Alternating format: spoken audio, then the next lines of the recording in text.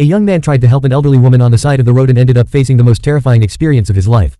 Before helping her up, he asked a little girl nearby to record the whole situation on his phone. But when he returned and asked for the video, the girl looked confused and said, "You were standing there talking to yourself. There was no old woman here." Hearing this, the young man felt a chill run through his entire body. At that moment, the old woman appeared in front of him again.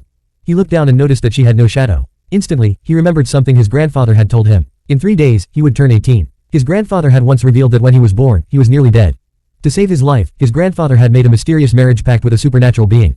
And when the boy turned 18, that unseen bride would come to take him away to another world.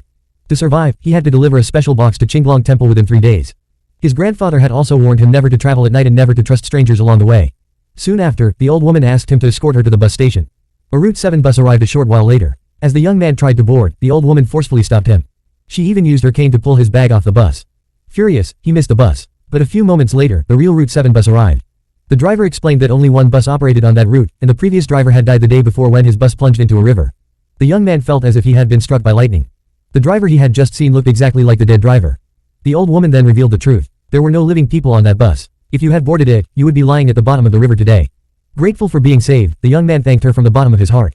The next day, he set out into the mountains in search of Qinglong Temple. However, after walking for hours, he found himself trapped in a loop, returning to the same place again and again. Suddenly, when he sat down on the ground, his hand touched a human bone. Looking closer, he realized it was part of a woman's skeleton. Feeling sympathy, he carefully buried the remains and prayed for her soul to rest in peace. At that very moment, a strange wind began to blow, and the long-lost Qinglong Temple suddenly appeared before him. The young man realized that the spirit of the unknown woman had guided him to the temple. He quickly ran to the temple gate and called out for help. But then he felt as if someone was following him from behind.